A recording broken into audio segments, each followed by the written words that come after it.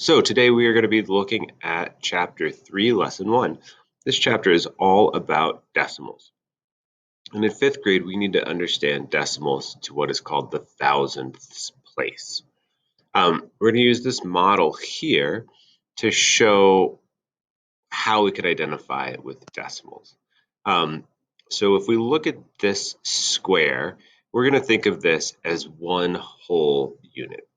So this is going to be like our ones in a base 10 block. Well, if we're talking about decimals, we are talking about numbers that have a value that are less than 1, right? They're no longer whole numbers. So decimals are going to be part of this whole. And so if we take a look at this, we're going to start by cutting this unit, which is 1, up into pieces.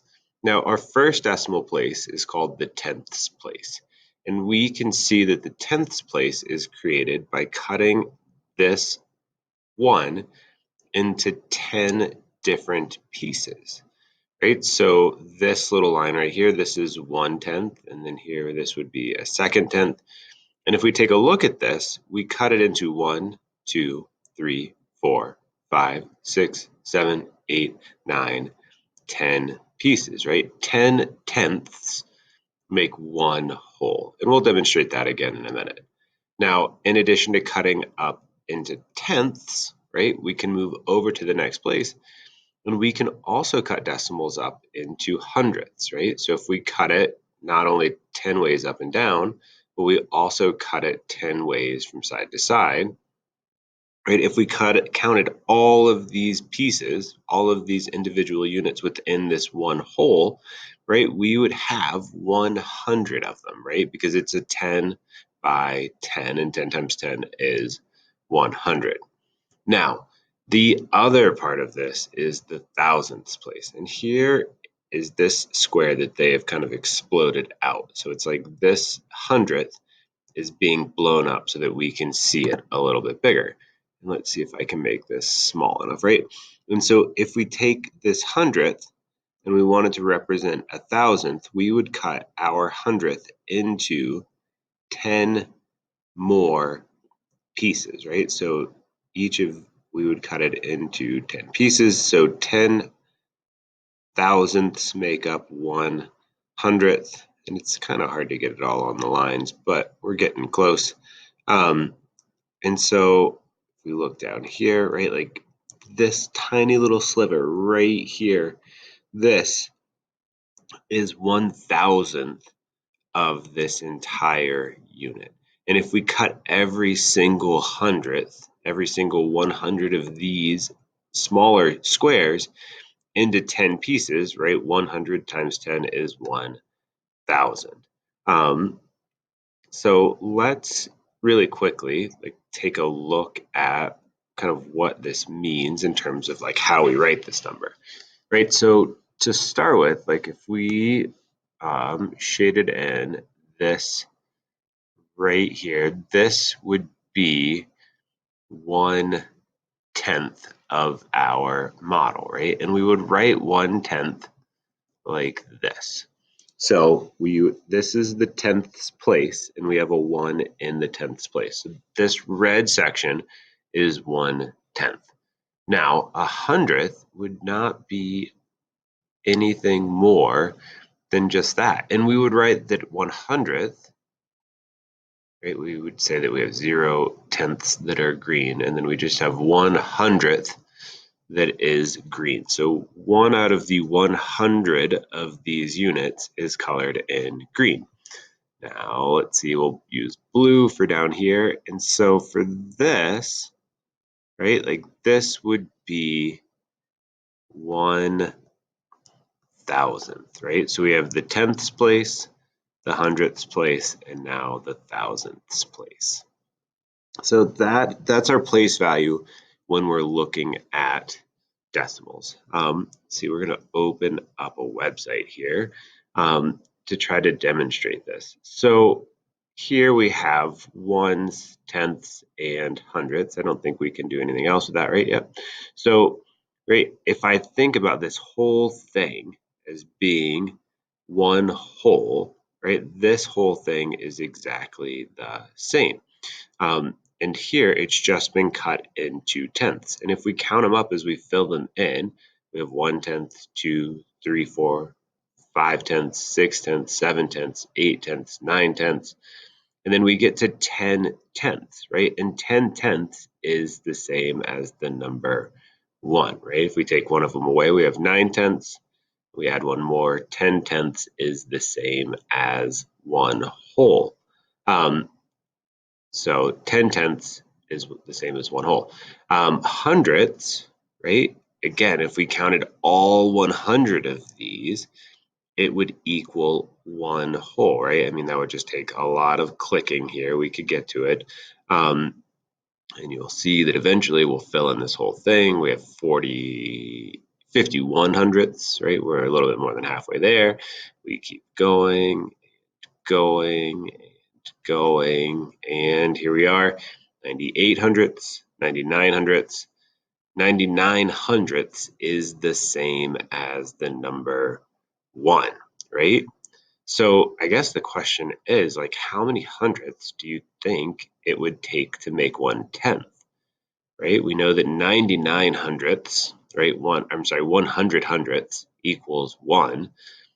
Makes sense, right? 10/10 equals 1, right? But how many hundredths do we put together to equal 1/10? Well, 3, 4 hundredths, 5 hundredths, 6, 7, 8, 9 hundredths, 10 hundredths, right? Here we can see that 10 hundredths is the same as 1/10, which brings us to the next idea, right? Which is that means that 1/10 is 10 times more than 1/100th, which is kind of weird, right? Like if we think about that idea, to say that 1/10, see, let's grab this and so we can start to write, right?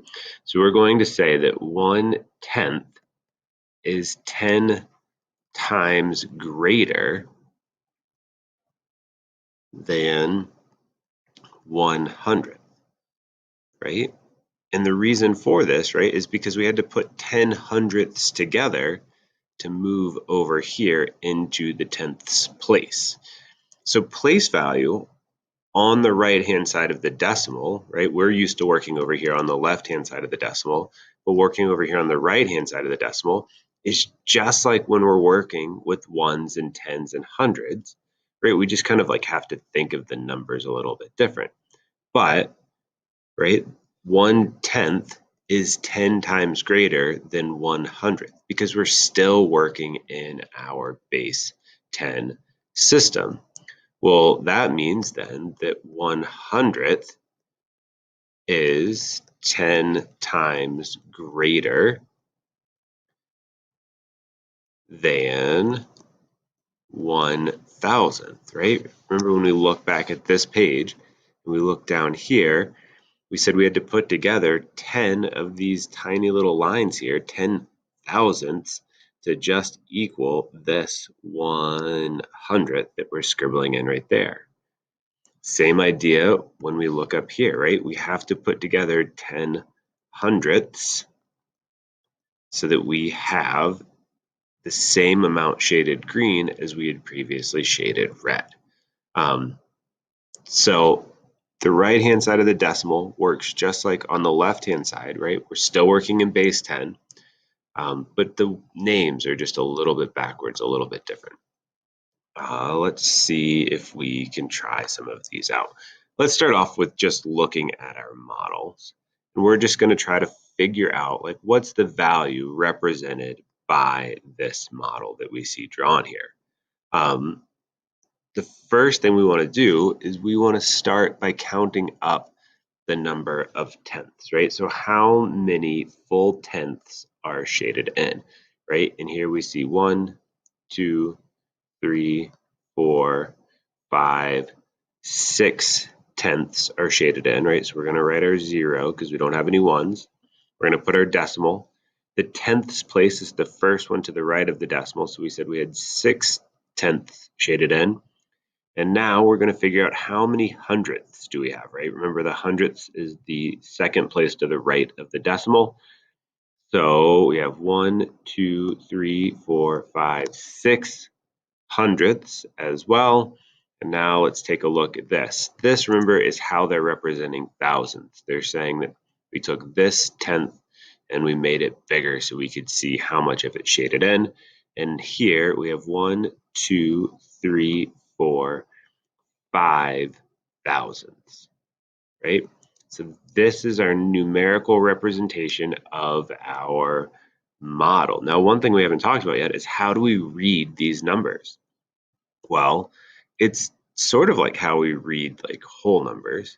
We're just going to ignore the decimal for a minute and we're going to read the number that we see there. Right? So if we just saw this number, we would say, well, this number is 665. Now, similar to how we read whole numbers, right? We then name it based on kind of the period or the place that we're in. Well, this 5 is in the thousandths, right? We just put a THS on the end of it in the thousandths place. So we read this number as 665 thousandths. That's really it. Let's try another one, see if we understand this one. All right, so again, we have 0 ones. We're going to put our decimal place. This first place is the 10th place with the THS on the end. Now we count them up. We have 1, 2, 3, 4, 5, 6, 7, 8, 9 tenths. And then we move on to the hundredths place. Right? And we count those. We have 1, 2, 3, 4, 5, 6, 7, 8, 9 hundredths. And then we're going to look here at the thousandths place, and we don't have any thousandths. So we read this number as 99 hundredths. See, one final one, if we have one in here. It doesn't look like they have one in here. So why don't we just pull up our little model that we were working with earlier and see if we can just create one, right? So here we have, let's just add that, and then like this, right? And so let's imagine that we were working with all 3 pieces of this. Well, what we would do here, right, is we would start with the ones place. And so in the ones place, right, we have 1, 1. So if I were going to take this and I would write that I have 1, 1, I would put in my decimal. Now I move over to the tenths place, and here I have 5 tenths. And then over here, I have 4 hundredths shaded in, right? 1, 2, 3, 4, 4 hundredths. Now, if I'm reading a number that is a decimal that has a whole number, right? This is how I'm going to read it. I'm going to read the whole number first, right? So this is 1. I read my decimal as the word and, so 1 and 54. Remember, this 4 is in the hundredths place.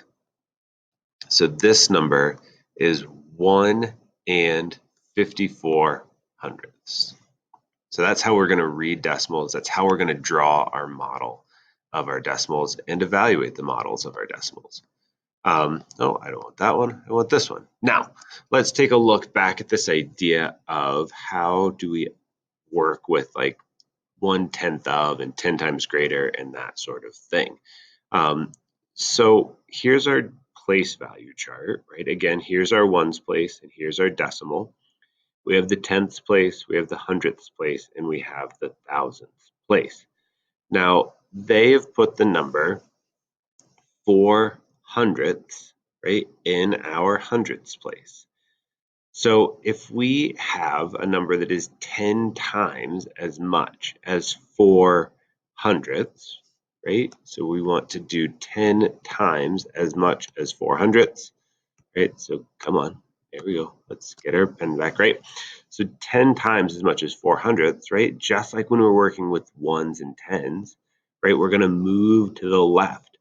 So that would mean then that 4 tenths is 10 times as much as 400ths, right? Because we would want that 4 to be over here in the 10th place.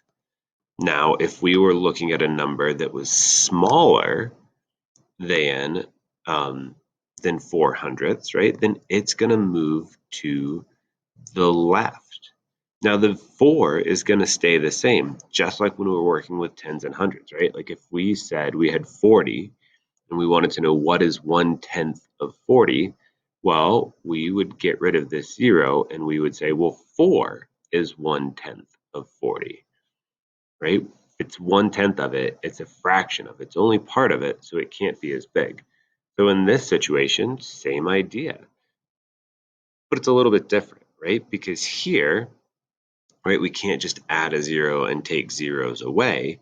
Instead, we need to move our decimal. So if we have 400ths and we want a number that is 1/10 of that, right? We want a number that is smaller, then that 4 can't move this way. That would make it bigger. Instead, it needs to move this way. Well, the way that we move the 4 through our place value chart is by moving around our decimal. And we're just going to move it over one place.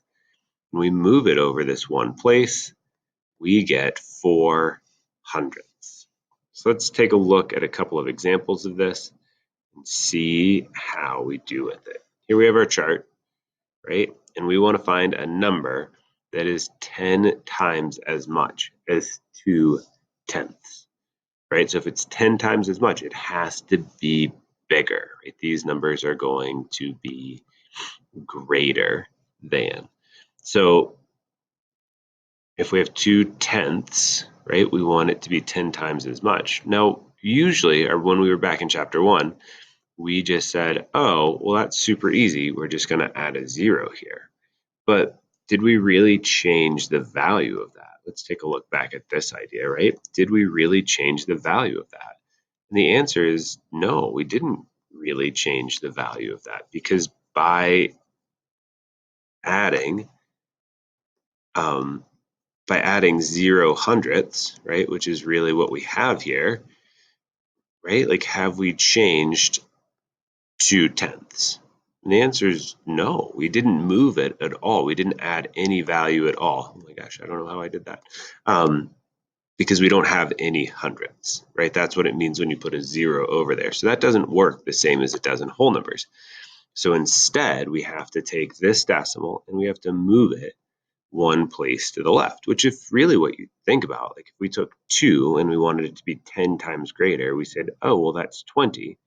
Well, we just took a decimal and we just slid it over one place to the left, and then we rewrite our number. Well, the same thing's happening here, except for we're going to kind of keep that decimal in there. So when we slide this decimal over one place to the left, we get the number 2, right? So 2 is 10 times greater than 2/10ths, all right? Let's take a look at 700ths. Well, we're going to do the same thing. We're just going to take our decimal and we're going to slide it over one place to the left. And so 7/10ths is 10 times greater than 700ths.